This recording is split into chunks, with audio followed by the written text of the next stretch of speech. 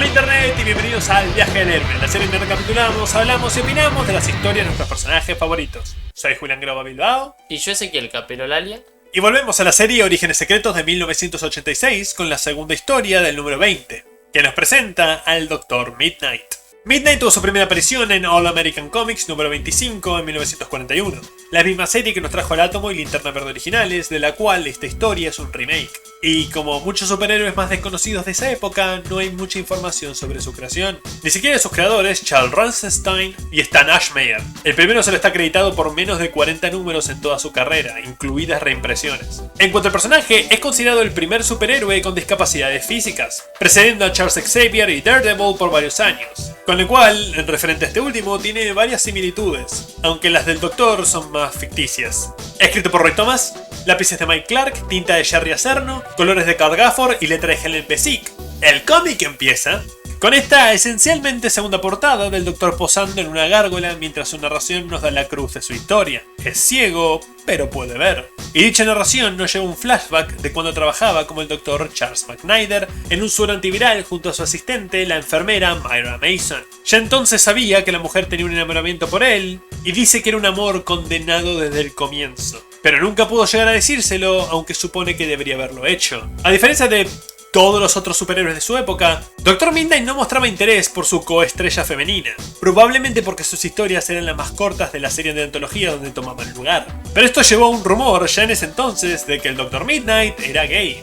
Y cuando salió este número y esta línea, causó revuelo. Muchos fans le enviaron cartas a Roy Thomas preguntándole si estaba confirmando dicho rumor, y él tuvo que salir a aclarar que no era su intención. Pero la codificación queer de Midnighter va a persistir a lo largo de su historia, y muchos escritores le han propuesto a la editorial confirmarlo, más famosamente Andy Mangels en 1999. Solo digo que si en uno de estos días deciden sacarlo del closet, había evidencia en sus orígenes. Un oficial entra en la oficina informando de un accidente, y aunque Myra intenta respetar el itinerario de su colega, McNider se ofrece voluntariamente. Y en el camino, el policía dice que no fue para nada un accidente, a pesar de que literalmente 2 cuadros atrás exclama a gritos lo contrario.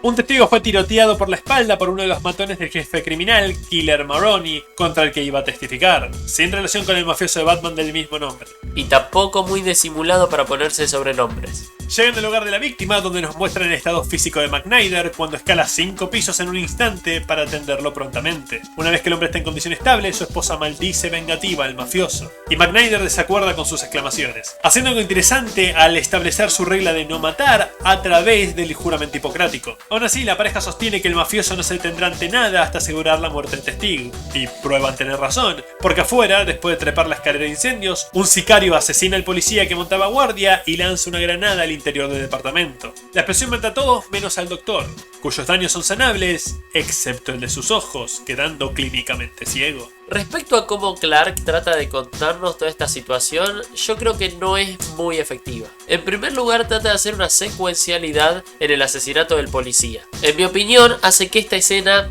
parezca demasiado estática, si bien hay un detalle interesante que es el de mostrar el asesinato mediante la sombra proyectada.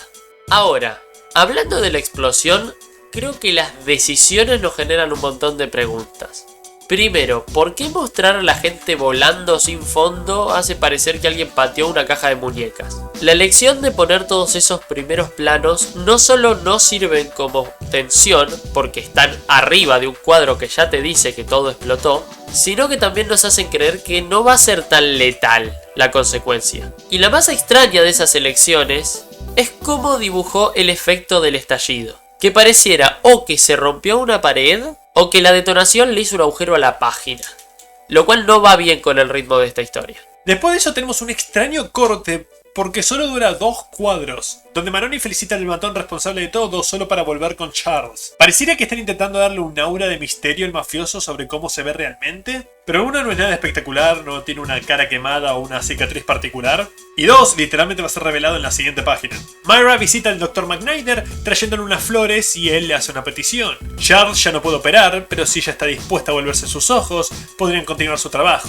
La enfermera accede y él agradece, advirtiéndole que lo primero que harán será peligroso, pero a la joven no le importa. Y al pasar página vemos que hicieron una denuncia y básicamente insulto a los gángsters de la ciudad, algo que enfurece a Maroney finalmente revelado. Y sí, le pusieron un parche. Solo le faltaría la barbita y sería el villano más cliché de historietas. Lo más gracioso es que no lo tenía en el original. Ahí tenía un monóculo, que tampoco es mucho mejor, pero cambiaste un estereotipo por otro más raro. Y acá hay un caso que el dividir en dos un mismo cuadro no creo que funcione en lo personal.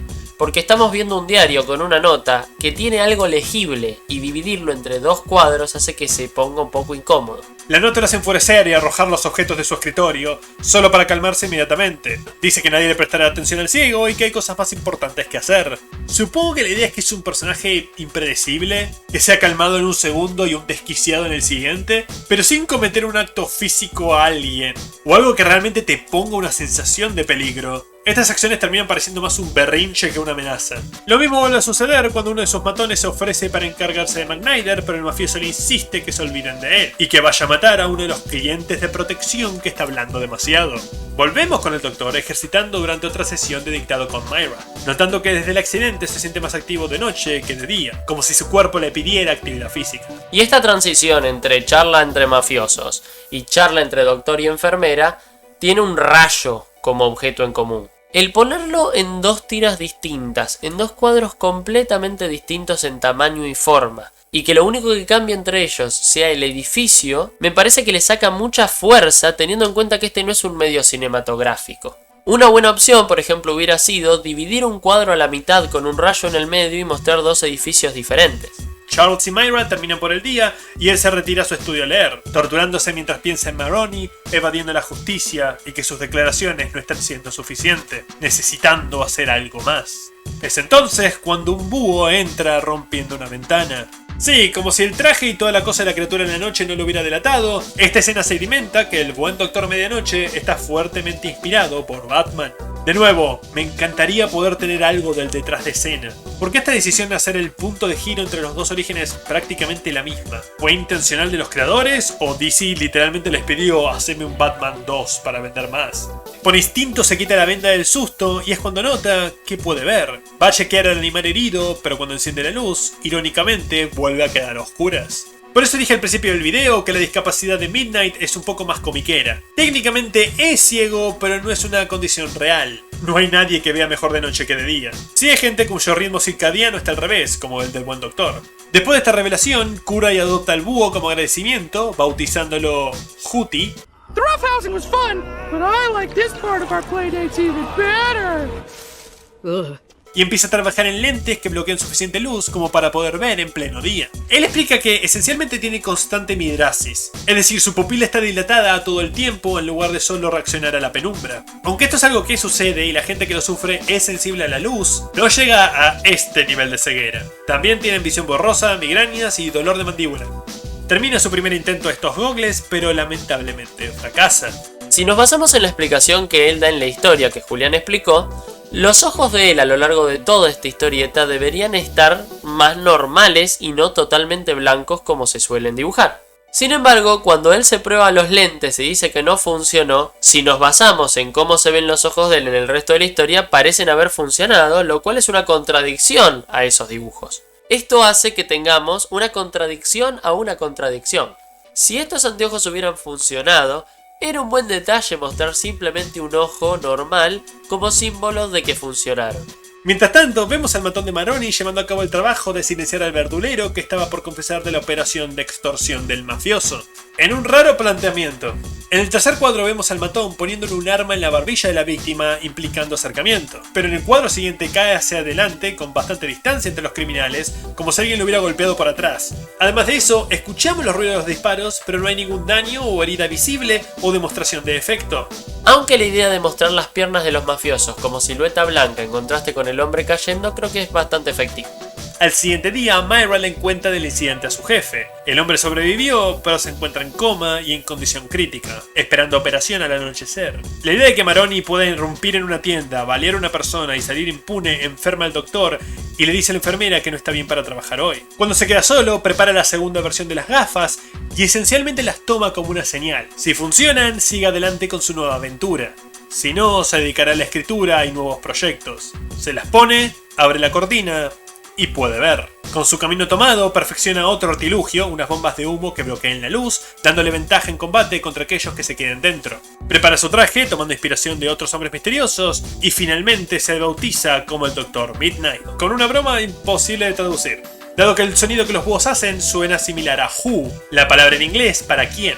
Esta página funciona porque parece que Charles está hablando con su mascota, algo común, pero no cuando repiten la broma en la página siguiente, donde el doctor se retira por una ventana y Hootie decide acompañarlo. Bajan por el costado del edificio hasta su auto y, como dije, un civil repite la broma. Volvemos con Maroni enterándose que Schultz, el hombre a punto de entrar en cirugía, sigue vivo y envía sus matones usuales para asegurarse de que no se mantenga así, cortándole la energía al hospital en el momento de su operación. Los tres eventos ocurren simultáneamente: la llegada de Midnight al hospital Hillview, el comienzo de la cirugía y los matones cortando tanto la electricidad como el generador auxiliar del edificio. También antagonizan un poco al doctor en turno, mostrando más que le importa su reputación a que si el paciente sobrevive o que la mafia que tiene a toda la ciudad bajo su bota sea arruinada. Más que nada supongo que es para que no nos sintamos mal por lo que pasa a continuación. El vigilante entra por la ventana y se dedica a intimidar al Dr. Barnes y a las enfermeras para que le dejen hacer la operación. Está más en narración porque sí, sería difícil escribir una conversación verosímil que resulte en una habitación entera dejándole al desconocido enmascarado que acaba de entrar por la ventana a hacer una cirugía en pura penumbra. También ayuda a establecer la personalidad del doctor a cargo como un cretino y, de nuevo, aclarar que está intimidando y no razonando. Anteriormente se mencionó que al parecer la única persona que puede operar exitosamente a este hombre es justamente el Dr. McNider. Uno diría que si a futuro alguien tuviera que investigar la identidad de este superhéroe, podría sospechar que justo apareció otra persona que puede hacer lo mismo que solo puede hacer él. Pero incluso en un mundo donde hay superpoderes es difícil sospechar de alguien que quedó ciego. El héroe salva a Schultz convenciendo a Barnes de que él también lo hubiera hecho. Espero que nunca intente probar su teoría. Y les deja la famosa carta tan común en los originales Hombres Misteriosos para que empiece a correr su nombre, el Dr. Midnight.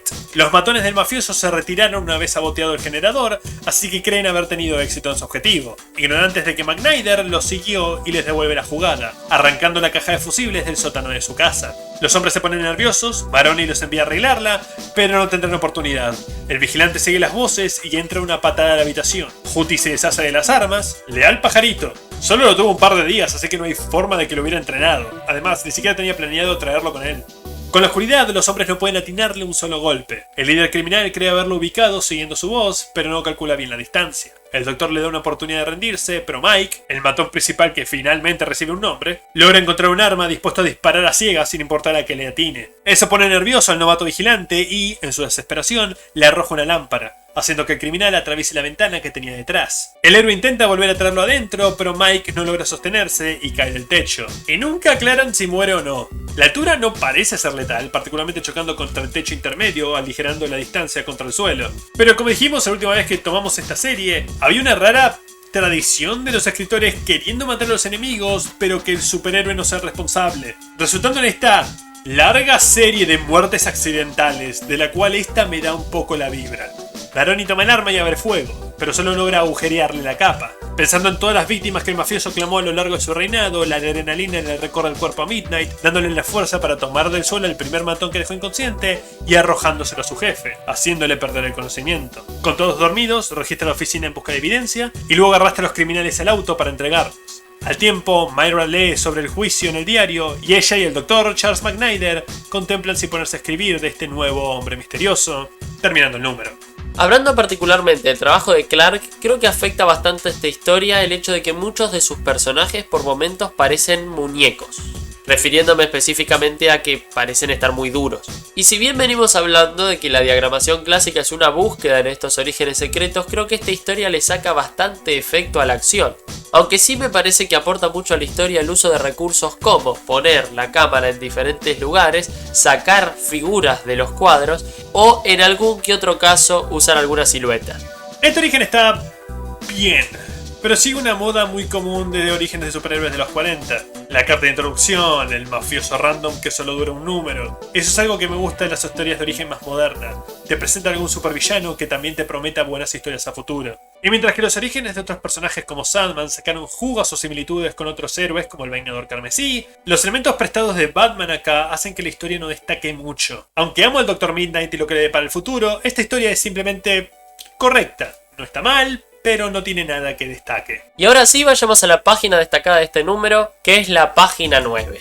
La elección de esta página la hicimos teniendo en cuenta el elemento icónico del búho, que por más que sea tomado creo que funciona, esa cierta tensión que tiene el clima en la elección de planos cerrados y todo oscuras, y algo que tal vez pase un poco desapercibido, que es que en el único momento en el que vimos cómo ve Midnight es en esta página. Además, ese primer cuadro creo que tiene un gran clima.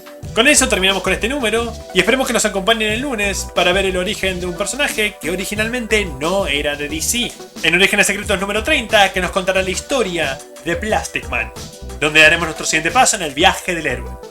Hasta entonces. Mientras tanto, vemos al matón de Maroni llevando a cabo el trabajo de silenciar el verdulero. No sé por qué me resultó más. Vimos el trabajo de silenciar al verdulero. ¿Qué es lo que está haciendo? ¿Por qué? No sé. Fue que me activó el... No puedo imaginarme silenciar al verdulero. Tipo, verdulero, callate. A un pobre verdulero. Aparte el verdulero es una figura que no aparece en las historietas. Entonces es más gracioso. ¡Hey! Si te quedaste hasta el final, probablemente te haya gustado nuestro contenido o realmente lo odiaste. En cualquier caso, por favor considera suscribirte o al menos darle un me gusta. Esos 2 clics ayudan más de lo que pueden imaginar. Si les gustó la historia, por favor consideren comprarla y apoyar el noveno arte que nos dio tantos maravillosos personajes. A su izquierda hay una lista de reproducción con más capítulos de este personaje y a su derecha de uno diferente. Por favor consideren entrar en esa madriguera con nosotros y vuélvanse expertos en las historias que amamos. Hasta la próxima.